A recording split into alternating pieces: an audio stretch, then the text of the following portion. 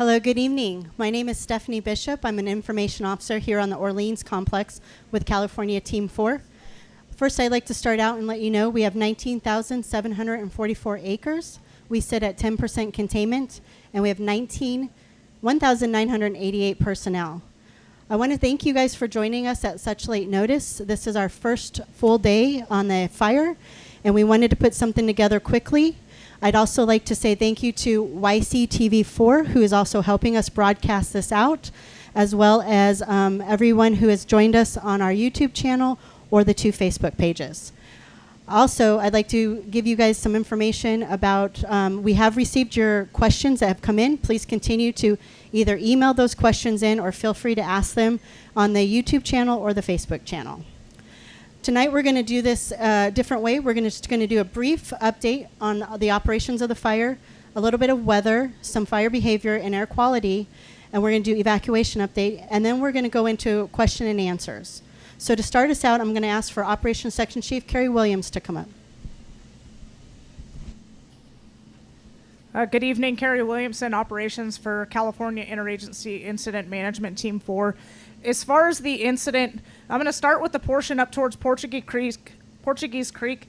So everything all along the fire's edge, as we progress down Salmon River Road and go out to the Forks, we've had extensive amount of resources in there, mopping up, pulling any unnecessary supplies. All the fire's edge has stayed well within the control lines.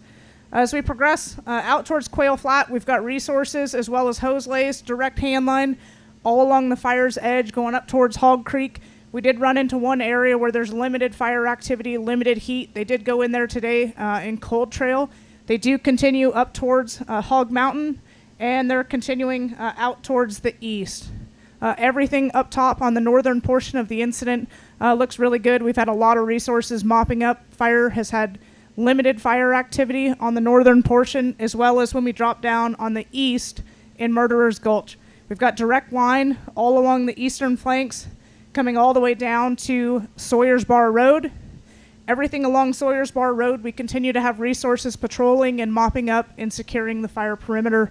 Limited fire activity. There is interior smokes that will continue to burn along that road system. As we progress out towards the Forks, limited fire activity. The main portion of fire activity that folks may have seen is everything as you come out towards Cecilville Road. So right towards McNeil Creek, we've got a portion of unburned fuel. It goes from McNeil. A part of it has been filled in with fire. As we progress out towards Missouri Flats or Missouri Bar, there's a little pocket of unburned in there that continues to back towards the road, and we do still have debris falling out on the road, and we've got resources pushing that debris off the road system. From Know Nothing Creek, going all the way out towards the south and progressing to the west, we've got resources all along this direct hand line that they put in. They continue to patrol, mop up, and secure the fire perimeter. Right towards the 0407 road, towards where it says Draw Point 54, we did have an increase in activity in there today. No factor for the lines, no threat. We had no issues, but it does continue to burn this green pocket. As we progress out to the west, we have had limited growth. We do have a little portion in Lunch Creek that did make an uphill run about 2 nights ago. A little bit of increased activity, limited fire growth. As we progress out towards Orleans Mountain, we've had limited growth, limited activity. We've got a lot of resources out there patrolling and mopping up all the way out towards Butler Creek and back towards the Salmon Butler Dip. As far as the red fire, we have started suppression repair.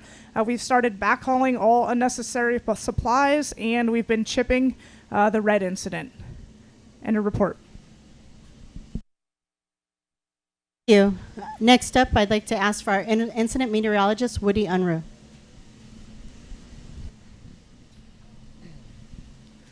Good evening, everyone. My name is Woody Unruh, and I am the incident meteorologist trainee serving on the Orleans complex.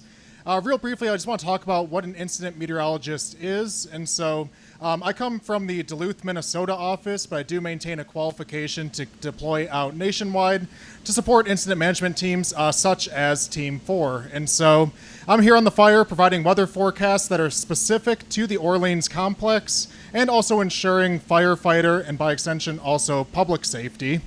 But one of the duties that involves is notifying for thunderstorms, and that really has been the main story for the past couple days, is that we have seen some thunderstorm activity in the afternoons. Fortunately, yesterday we did see some rainfall over the fire area, primarily around Division November, Forks of Salmon area. That's where we saw about half an inch to 0.6 inches of rainfall, with that rainfall amounts decreasing further west across the fire. Now today we also saw some thunderstorm activity over in the Scott Valley area, but unfortunately did not see any of that rainfall move over into the fire area. Now looking over here at the weather matrix, this is a quick snapshot at a variety of different weather conditions going out for the next 7 days. And what we see on here is a general pattern of change. So we've been seeing these afternoon thunderstorms every day. And starting tomorrow, we do start to see those thunderstorm chances move east of the area. For instance, tomorrow, much of that thunderstorm activity is going to be remaining east of the Scott Valley. And then we finally next start going into more of a warming trend. And so heading this weekend into early next week, we do start to see temperatures start to ramp up again. So high temperatures down in the valleys in the afternoon are going to be going into the mid to upper 90s. So not necessarily the heat wave that we saw towards the beginning of the Orleans complex, but definitely warmer than what we have been seeing the past couple days. Now, in addition, the one day I do want to draw attention to is going to be Thursday. Now, Thursday, we do start to have a few more of these conditions here that lead to more of those extreme burning conditions start to line up. And so in this case, you can see those high temperatures getting into the mid-90s. And then we also have some what's called increased instability. And so that's going to be basically the atmosphere is going to be more supportive for vertical motion, and thus that can lead to more extreme burning conditions. Now heading into Wednesday and Thursday of next week, we do start to see those thunderstorm chances return to the area. So we'll be monitoring again for some additional thunderstorm development in the afternoon, lightning strikes, gusty outflow winds, etc. That, end of report. Thank you, Woody. Next up, Fire Behavior Analyst DeAndre Wiley. Thank you. Good evening. My name is DeAndre Wiley. I'm the Fire Behavior Analyst for Team 4, and my job as a Fire Behavior Analyst is to use the tools and computer programs to put together an outlook for the firefighters, the citizens, and the first responders for that particular day on what the fire is going to do. So if you watched any of our briefings or updates, you may hear me say, for instance, today was a moderate risk burn environment. And what that means is it's always risky. There's always a level of risk for our responders and firefighters in the field. What I'm talking about is the atmosphere and the whole theater for the fire. For instance, today was moderate, meaning we had the wind, the temperature, the RH, everything was there to increase fire. On a high-risk day, some of those high-risk triggers include really high winds and lightning, and we've had a couple of those shifts. I also use different machines and nomenclature. You may hear me mention ERCs, and that's an energy release component. What that does, it tells us how dry the environment is, and that's based on the typical season. For today, it was 48, so it's below the 90th percentile. We like to use percentiles. When it's around 95 to 97 percentile, that means it's significantly dry. I also use burn index as an indicator for how difficult it will be to control the fire. Today it was 35, so it's at the 80th percentile. So if we did have a new start or something with the wind got up and moving, it could pose a spotting potential and potential problems for holding. I also use another indice called the probability of ignition. That's in a percentile as well. Today, for instance, it was 80 to 90%. And what that means is if I dropped 90 matches and 90 fuel beds, we would get 90 new starts. So that just goes to show you how dry the atmosphere is, how dry the fuels are. And if we had new starts or slop over spots, those would be very difficult to handle. I won't go over the entire incident because Ops did a really good job of that. But I will talk about some areas of vulnerability, and it was mentioned that that Mission Bar area. I know crews are doing some firing there, but just that topographical feature and the wind from the river, there's always spotting potential there. What we did do is run some of our models, and we did put a spot on there on our computer, and it did minimal run there. So crews are working really hard to get in front of that. Also was mentioned is the top of McNeil Creek. That was also a tactical firing project. So the fire there is minimal, but it is cleaning up the belly there as it should do. And then there was also talked about that small little piece on Lunch Creek. That's doing what it's supposed to do. Those pockets are eventually going to fill in. With that, end of report. Thank you. Next up with air quality, Chris Woody. Good evening. Good evening, everybody. Chris Woody. I am the Air Resource Advisor trainee for the Orleans Complex, and my job is to come to fires like this and forecast and assess the smoke impacts in and around the fire.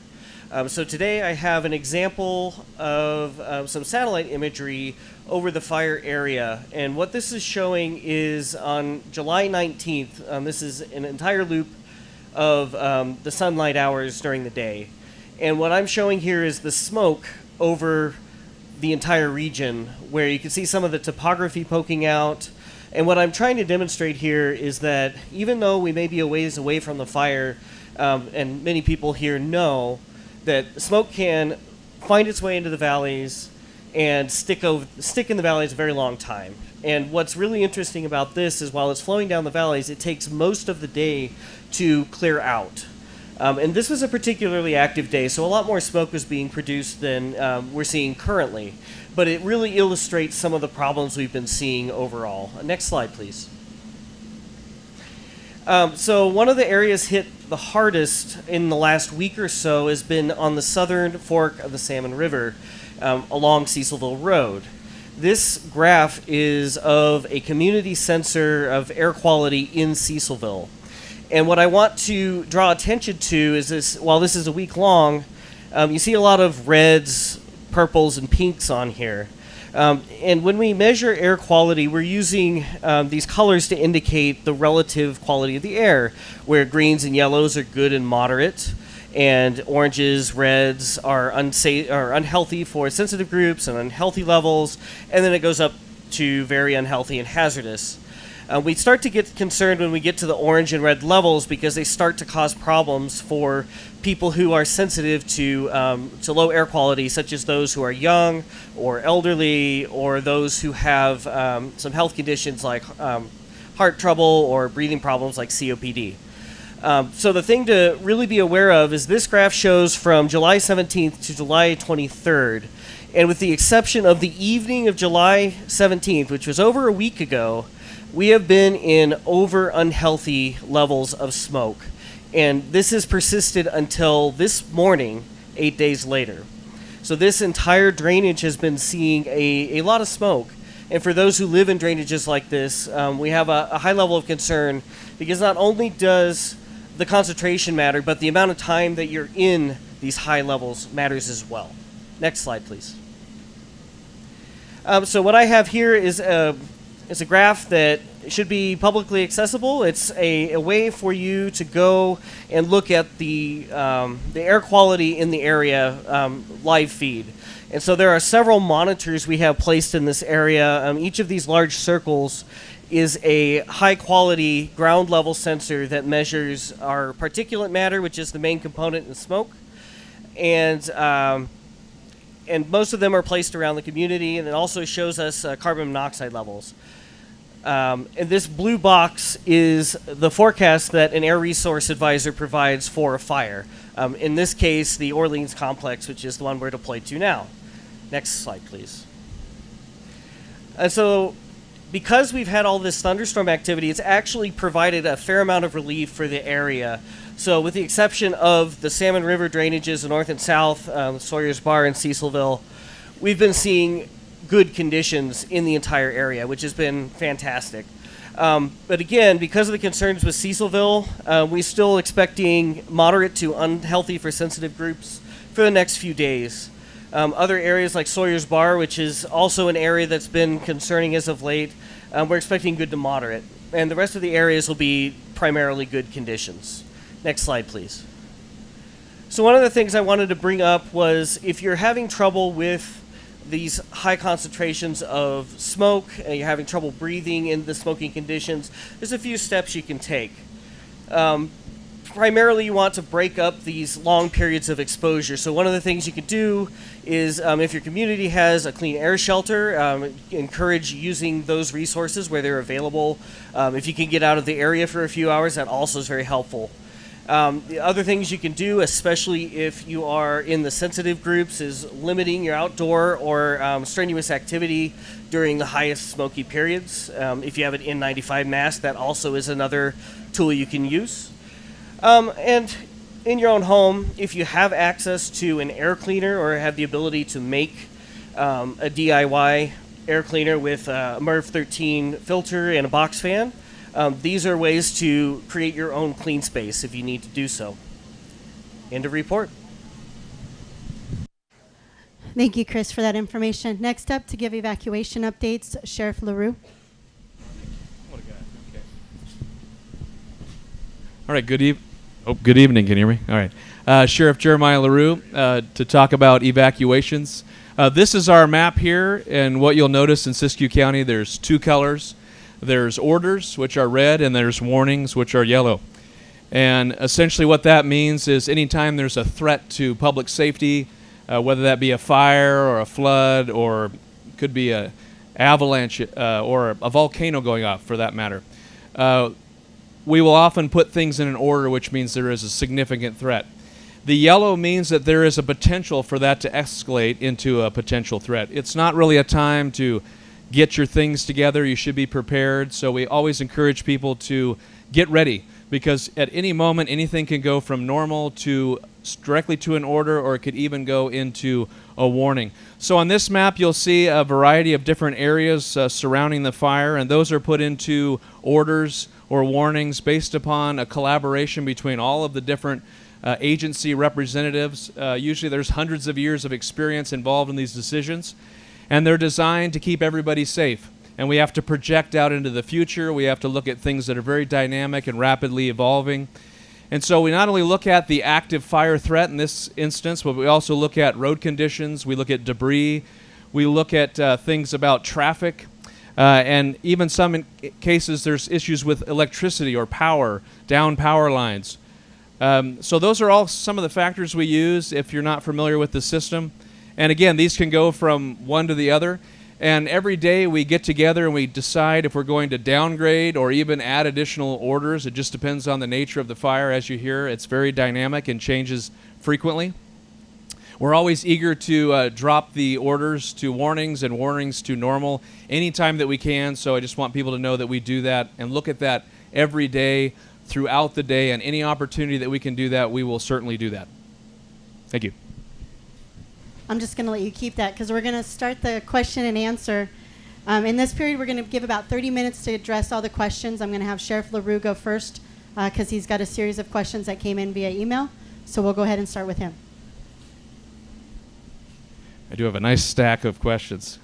And I appreciate them coming in, and everyone has a right to ask whatever they want.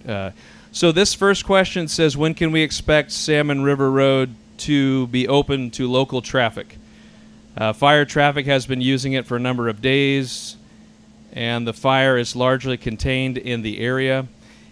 Even if needed to be piloted during busy hours, it is important to reopen so that the local community members can resume their daily lives. Many people travel back and forth for work and family obligations, and it is not right to deny people their livelihoods unnecessarily. So great question. So the Salmon River Road, as you've seen on the map in this area, we did actually at one point downgrade, I think it was a couple days ago, the Butler Flat area, and that's because we split the zone 1704. After our collaborative discussions, we determined that The roadway in that area was safe for travel. The rest of the roadway, as we even met about this earlier today, there's significant debris that's falling down. And there's large rocks, there's small rocks. I guess there's also some trees and whatnot because of the fire activity. And so something that people need to recognize with this, we don't want to send anyone into one of these zones where there might be debris or something that could cause a fatal accident or somebody could get really hurt.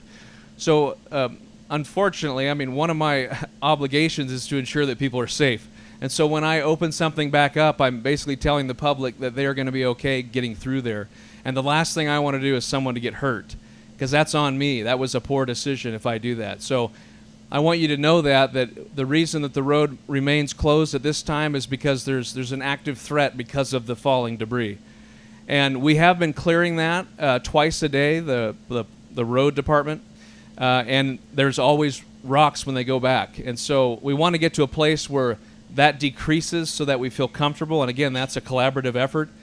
So we're always looking at that. Anytime that it can be safe, we'll do that. With regard to piloting traffic, it's the same thing. If the road becomes clear and we start piloting, but then the boulder comes, it's not safe. So we have to just ensure that there is going to be a safe period of time that we all feel comfortable with, and we can sign off to know, so you know that you're going to be okay. So that's the first question. Might be a while here, but okay. The next one has to do with: is it possible to downgrade or clean up the downtown Forks of Salmon area and allow at least controlled traffic that is under the 15 to 20 minute wait on Sawyer's Bar? This allows residents to travel via Sawyer's Bar. So I will just reiterate the same thing with the traffic. It's just the hazards on the roadway. We take no joy in blocking the road or restricting traffic. But I do hear you on this, and I want you to know as soon as we can get that open up, we will. The next question is, are those times the same for Cecilville Road with respect to the traffic? So again, these are very similar. All the roads we're looking at the same time to make sure that they can be opened up and that you can have safe passage.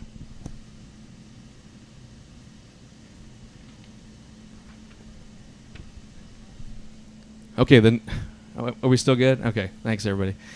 The next question is, according to a news article, the sheriff was quoted saying that the deputies are going door to door daily. This is categorically false. Is Sheriff LaRue that this is not true? And then trust between the community and the authorities is a major issue for the fire. False statements like this damage community trust and make the sheriff's office less trustworthy in the event of future evacuation orders. So with that, I do appreciate that. I'll have to look at the article exactly. I know our deputies have been in the area and they have gone door to door. Whether it's every single door, I don't know that for a fact. But the idea is that we are a presence in there, and we have been communicating not only with just the deputies, but we've had our liaisons, fire officials, that have gone to almost everybody, I think repeatedly and consistently, to educate people about the threat.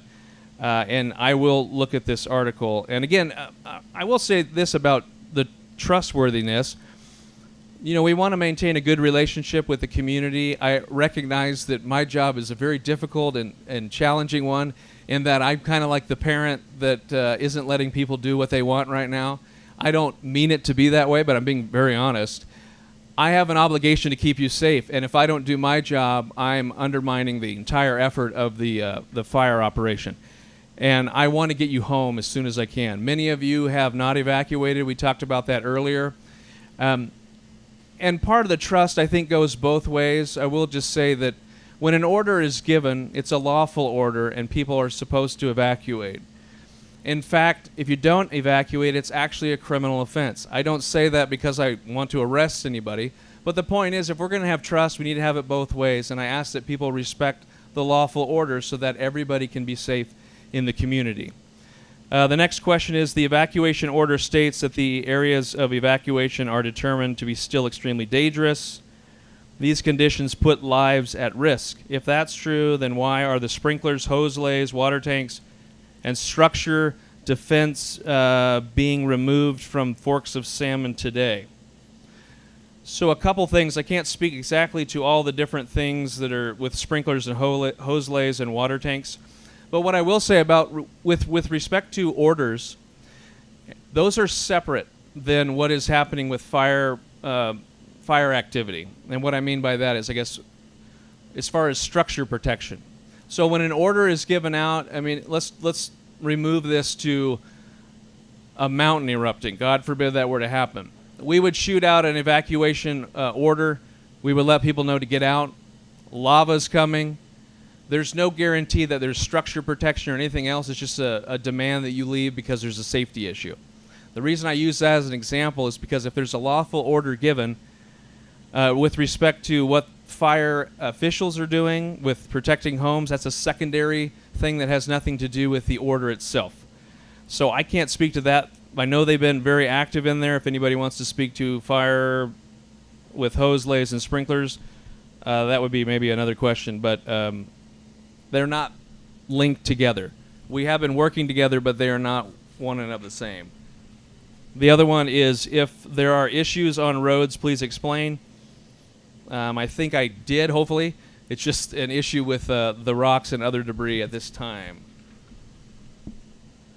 Okay, and then what is the relationship between firefighter decisions to remove water line, protecting houses, and keeping it in an evacuation order?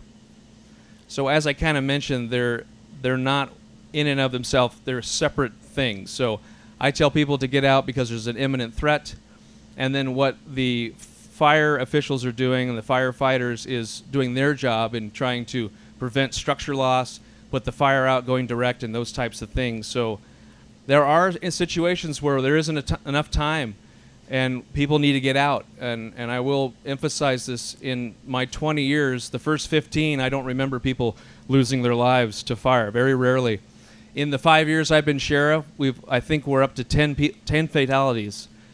And that's a huge number, and it's all because of these fast-spreading wildfires. It's different than it used to be, and so I'm not willing to take that chance with you. You have every reason to be upset and frustrated, and I value that, I really do, but I am not going to let you die on my watch if I can prevent that.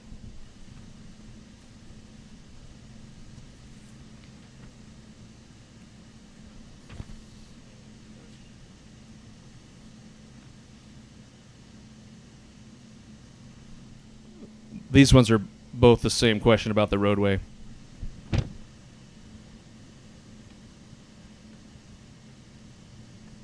That's it. The rest of the road questions. Thank you. Thank you. Next up, I'm going to ask for Operations Section Chief Carrie Williamson to come up.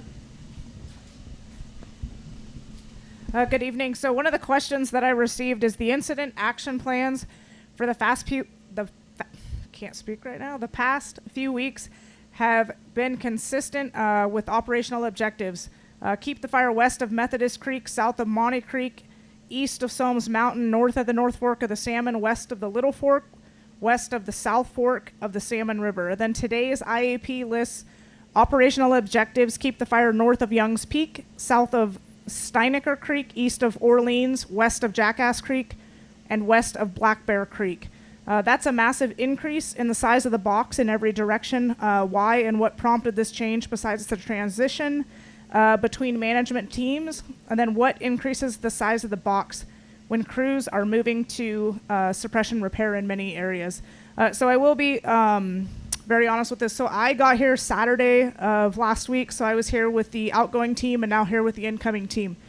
So a lot of the control objectives, yes, the fire intent for what we're doing as far as suppression objectives is to keep the fire within the smallest footprint possible while keeping firefighters as safe as possible, protecting the values at risk. I changed the incident objectives, or the control objectives, and the intent of that is to be able to provide a box that's easy or kind of palatable for people to understand. So using geological features such as roads, rivers, as well as ridge lines. And so I changed those control objectives with the intent for any of the fire personnel to clearly be understand and see a box. And so previously it was kind of hard to understand where we were keeping the fire. So I took basically the longest running feature north to south, as well as the southern flank going east to west or west to east. then everything on the west and the north. So that was the intent. The intent is to not make a bigger box. The intent is to provide something that's super palatable for folks to understand where we're trying to keep the fire in, with the intent of smallest footprint. The next question is, will backfiring operations continue along Cecilville Road? If so, will that prolong the road closure? So right now, the only piece of Cecilville Road that we are going to potentially utilize UAS on tonight is one little portion just outside of Missouri Bar. So there's one interior pocket on Missouri Bar, and the intent of that is to be able to burn that unburned pocket, so that way that portion is secure. The intent of that is so we can get the roadways opened. However, there is going to be additional work with hazard tree abatement, as well as safety measures for the local public and firefighters on that road system. But I think after tonight, that portion should be down to the road system. Can you instruct firefighters to run sprinklers to wet fuels before it threatens homes? So right now, yesterday, the main threat for the fire, we did get adverse winds down in Missouri Bar. So I do want to be very clear about that. The portion of Missouri Bar with the adverse winds, we did shift about 3 to 4 additional strike teams over to Missouri Bar due to that. With that, we did have the sprinklers going because that's where the threat was. There are additional homes that aren't currently being threatened by the fire. There is additional issues in that area with the closures. But we have been having firefighters turn sprinklers on where the threat is, with the intent of those homes being protected. And then how does drone firing reduce fire severity and risk to firefighters? So I'll use this portion just outside of McNeil Creek. So McNeil Creek is a really big, it's a large mountain range. And so you don't realize how big the Klamath is unless you live here, you're living locally. The Klamath is big country. And so how does it reduce fire severity and the risk to firefighters? So the intent of utilization of the drones, we've got IR that's able to go out and look at heat detection, and we've got the ability to use ping pong balls for firing operations. And so we're able to cover a significant piece of ground very quickly, and it's much easier because we're flying a single aircraft. If the aircraft crashes, it's just a piece of aircraft, it's a piece of plastic. And so that aircraft can come in to this portion, which is almost 2 sections, and they can strategically fire that entire 2 sections in several hours in the evening, as well as fly IR, which is much safer because we're using basically a drone or a UAS versus having, 25 to 50 firefighters out there on the line doing IR. The portion within Missouri Bar going out to McNeil Creek, I'm sure the public is aware that's a very steep piece of ground, and we've been utilizing UAS in there. And when we drop those ping pong balls, it's very controlled. It's really good fire versus fire that we don't want. So we're able to get ahead of that area versus putting firefighters potentially at risk.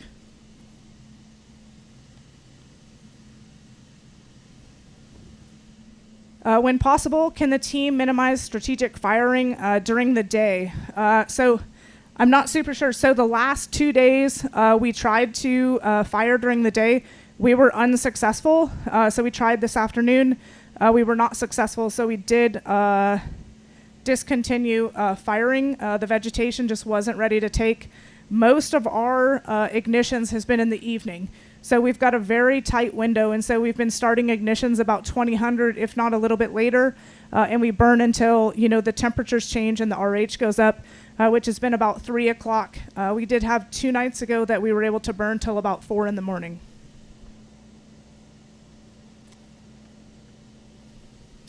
Then can the team coordinate with residents to ensure home protection systems are working?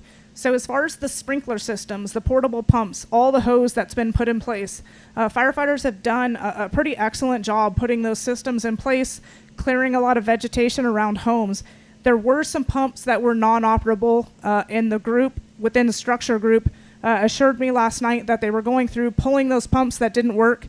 they were getting new pumps to replace those. So as far as the individuals out there, they've been making sure that those pumps work. They might not be running 24 hours a day, but the pumps were in place. They were working. The hose lays work to turn the sprinklers on, and the pumps that are non-operable have been requested to be replaced.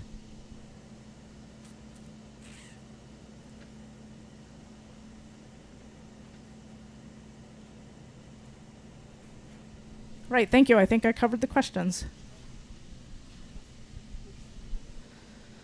All right, so when the question came in, and I'm going to try to answer part of it, but I might ask Sheriff LaRue to come back up. The question was, how are community members under an imminent threat by the Sheriff's Department while being deemed no longer a threat by the fire department, or I'm sorry, fire team? It makes them feel that there's not coordination between the team and the Sheriff's Department and sending mixed messages. So I'm just going to explain this, and I will have Sheriff LaRue come back up. We have a meeting every day, and we talk to the sheriff, our fire section, our operations section chiefs, all sit down, and we talk about what the threats are, what's happening in the areas, where the fire is possibly going, what it's doing, and we evaluate that on a regular basis. And based off of the information we're providing, the sheriff is making a decision based off that information. It's a continuous meeting that we have every day with him. And just because you might be seeing equipment moved around doesn't mean that that equipment isn't needed there. It's probably being moved a little bit to a better strategic location. But Sheriff, would you like to come up and add to that or anything? Or did I do a good job? All right, thank you. No, you did a great job. I'll just reemphasize a few things. Yes, so a lot of different factors. Imminent threat, we talk about that. Different things going on. Many, many meetings about this. But considerations, just want to reemphasize, it could be the traffic, a lot of fire apparatus. These are small roads. We do not want people getting in an accident. Debris is a big one. The active fire, if there is or if there isn't, I mean, that is all, anything can happen out there, folks. I want you to understand that. There's spot fires. Fire is not, I always say it's not really out until it's out, which can be a while. We've seen things kick back up. And so that's why we have to talk about this stuff every day to make sure that we are doing everything we can to ensure that it is completely safe. Again, you may be willing to risk your life differently than somebody else, but I have to look at it for everybody. And I have to put that into consideration and make sure that I keep people safe. Thank you. Thank you. And one of the last questions that came in, it kind of goes to me. Thank you for finally hosting a community meeting. The question is, why online only? Like I said earlier, this is our first day getting our feet on the ground and getting out here, and we wanted to get a meeting going as quick as we could, and we felt that this was the quickest way to get that meeting up and running with not having the time to find a good facility. To continue, it says that you guys were asking why we haven't populated the boards in the Fork of Salmon area, which is under an evacuation order. It is my duty, like the sheriff has said, to keep everyone safe. It's my duty for the information officers that are working with me to keep them safe. And if something is deemed an evacuation order, it's against our standard operating procedures for me to send anybody in or risk them to go in to populate a board. I do work every other way I can to push that information out, whether it's using the social media channels, working with your community liaisons. But I do whatever I can to work hard to get that information out to you. And as soon as that area is deemed safe, that the orders are lifted to even a warning, we can start allowing our information officers to go in. So that brings us to the end of the questions that come in, but I don't want you guys to get discouraged. Please continue to send them in. My information officers and I will continue to look at them and get answers to them as it comes in.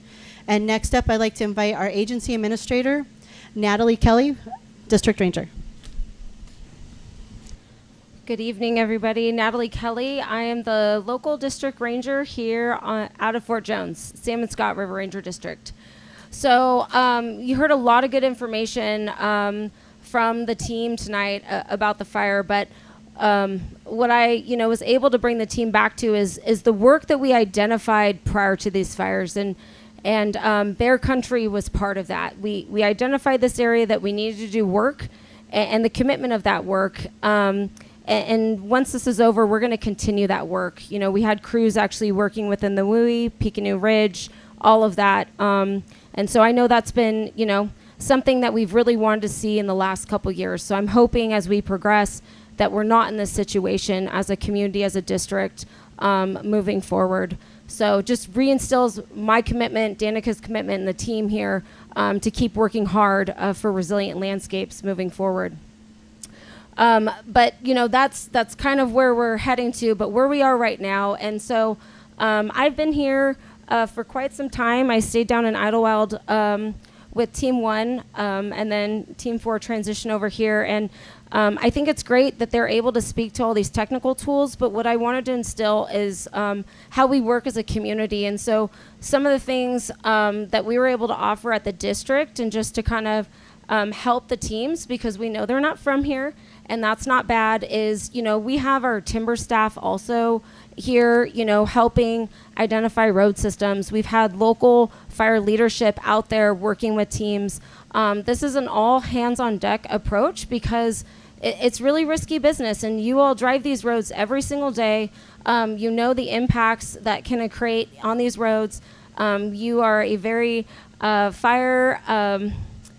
you have a lot of good fire knowledge. You've lived within these fires for a lot of years, so you just know how treacherous this can be, and having all those resources in service to these communities is the top priority. And I'm going to be here for quite some time, and really my commitment is to ensure, working with Team 4, to safely and effectively put this fire out as quickly as possible.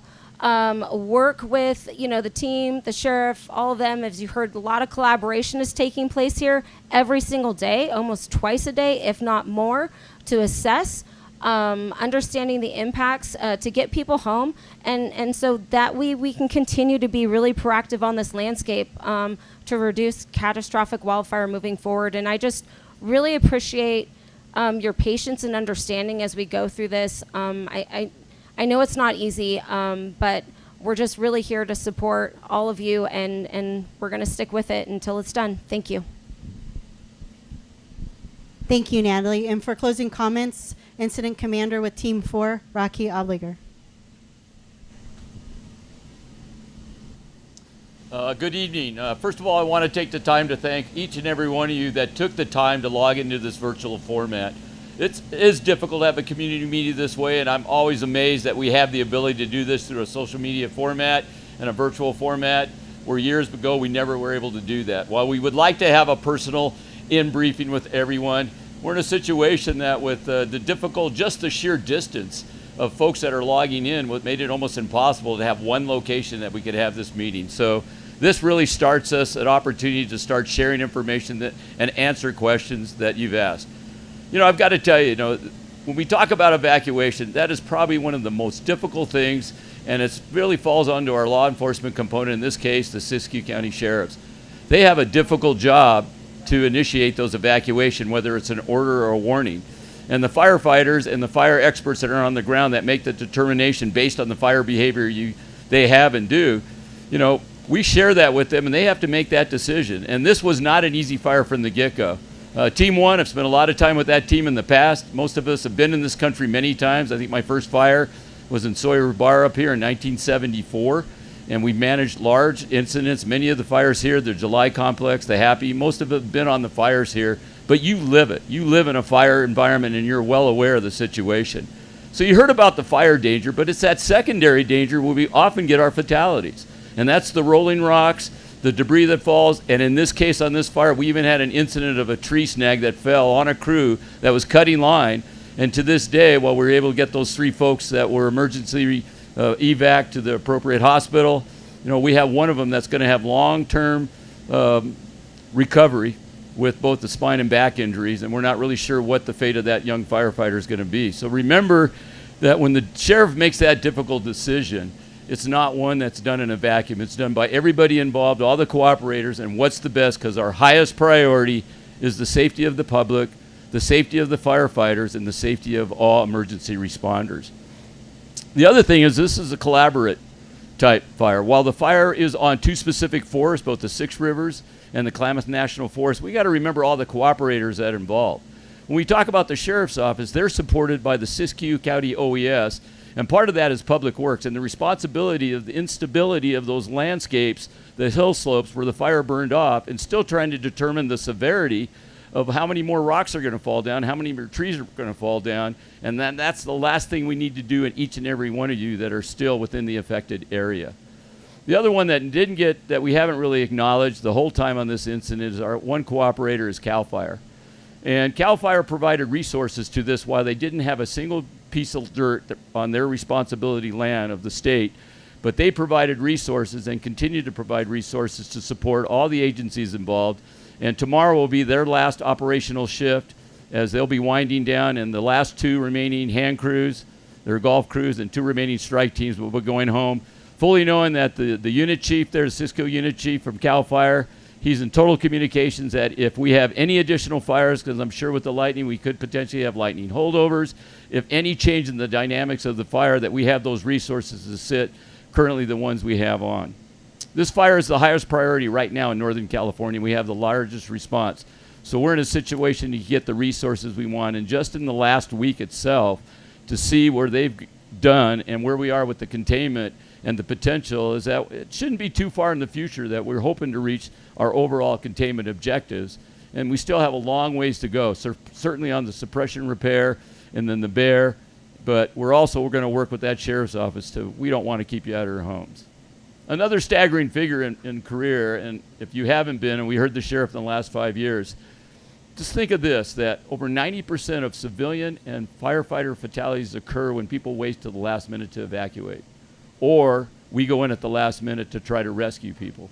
In a single day, in 2009, 187 civilian fatalities occurred in Australia in a single day due to people that didn't want to evacuate. I went in there a year later and tried to figure the aftermath and the sorrow in those communities of knowing somebody. Everybody knew somebody, a brother, sister, mother, father, uncle, etc., and have to live that. I spent 6 weeks there living through the aftermath of the 1-year anniversary of those folks, and none of us want to result in that. And so when we talk about the inconvenience, we really are serious about your safety. So I want to tell you, on our direction from the agency administrators, they've been incredibly supportive of any resource we want, anything we need. Our tribal folks and the effect is certainly Keurig and the other neighboring heritage areas that are critical to our heritage as a nation. It's absolutely imperative that we work together. So this is just the start of our communications with you, and we're hoping to have additional communications through meetings, and we're glad that you asked for this. We encourage you to keep asking those difficult questions. And I tell you what, the sheriff getting up here, I commend you, because that's not easy, because that is a tough road. But having spent my career and knowing what law enforcement, and having a son who's in law enforcement, a daughter who's in fire, a wife who is in fire, and myself, we're here to provide the very best for you. So all the teams that have come through, we don't do it in a vacuum. We coordinate, communicate. The team that just transitioned out, we have spent, as you heard, one of my ops chiefs was with them for 6 days. We had folks integrated for many, many days. So it was a seamless transition for the folks.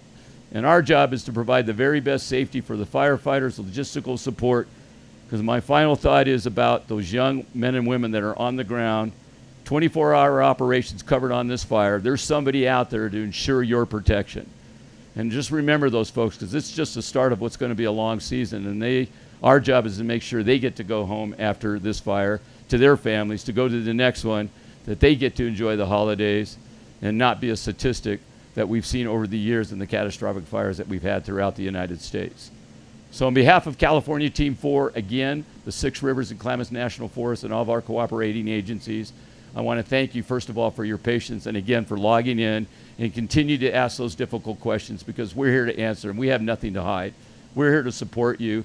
And our job when we leave this, because you will be here, the folks that work here will be here, our job is to leave the relationships as good or better than when we first showed here, because we know what it's like. We know what you're going through. We've been there. I've had my family evacuated before, and it's not difficult. I've been on fires while my family's been evacuated. I've had firefighters that worked for me that lost their houses while they were fighting fires.